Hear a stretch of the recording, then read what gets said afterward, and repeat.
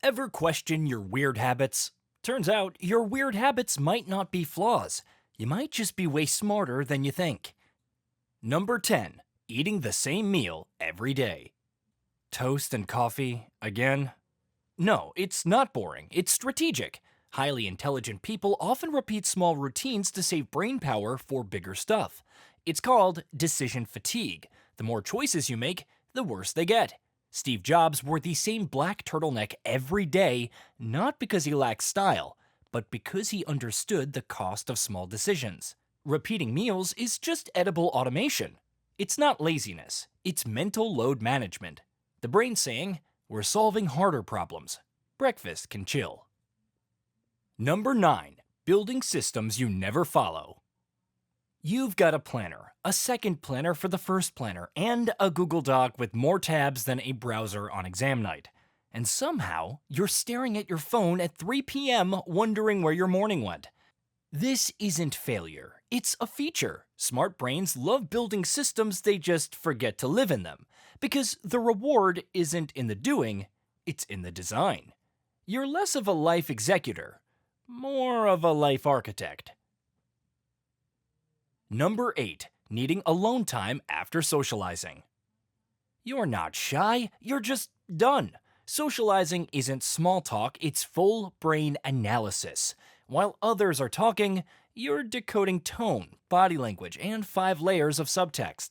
By the end, your brain feels like it just ran a marathon in flip-flops. So when you leave early or disappear mid-party, it's not personal. It's processing time. Because deep thinkers don't just hang out, they mentally download the entire event. And needing space afterward? That's not a flaw. It's how smart brains recharge.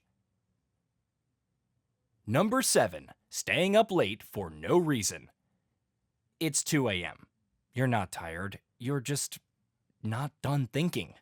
While most people power down, your brain boots up. You're replaying conversations, Googling obscure facts, or suddenly reorganizing your entire life at midnight. This isn't insomnia, it's late-night clarity. Studies link night owl behavior to higher problem solving and creativity. Franz Kafka wrote his best work after midnight. Einstein was known to pace and ponder deep into the night. His brain didn't follow office hours either. Not because you're wired wrong, but because you're wired differently. Smart minds often struggle to shut off, especially when the world finally goes quiet. So no, your brain isn't malfunctioning. You're just running on night mode. Number 6. Getting bored of small talk quickly. How was your weekend? Your brain. Loading. Please insert deeper question. For highly intelligent people, small talk isn't just boring. It's mentally expensive with very low return. The brain craves depth, novelty, ideas. Not weather updates and what Janet had for lunch.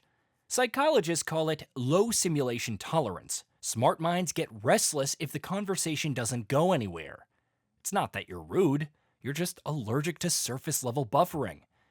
You don't want more words, you want more meaning.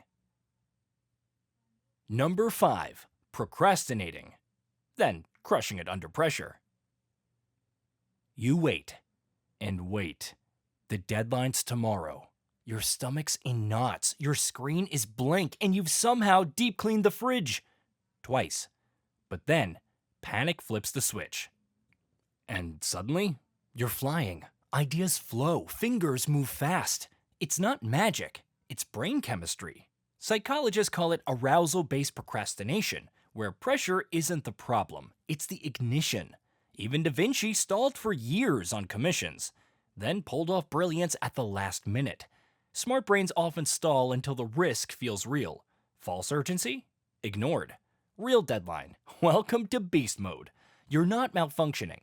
You're just chaos compatible. Number 4. Making jokes nobody gets.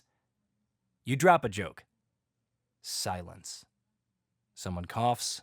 Someone blinks. You start doubting the joke. Then your whole personality. Turns out, smart people often use divergent thinking. They make connections others don't see right away. Studies show high IQ individuals tend to prefer complex or abstract humor. But that kind of humor doesn't always land in real time. So when nobody laughs, it's not that your joke failed, it just needed subtitles. Like when you referenced Schrodinger's cat at brunch and someone thought it was your pet. You didn't bomb. You were just ahead of the laugh. Number 3. Always feeling a bit socially awkward. You replay conversations hours later. You overanalyze a joke you told 2 days ago. You ask, was that weird? And the answer is always, maybe. Smart people often have high self-monitoring. They scan, filter, and second-guess everything they say. They're not awkward by default. They just run too many diagnostics. Studies show intelligent individuals often score higher on social anxiety, not because they can't socialize, but because they're too aware while doing it. So if you feel out of sync at parties, it's not a flaw. It's your brain trying to decode the choreography of human interaction.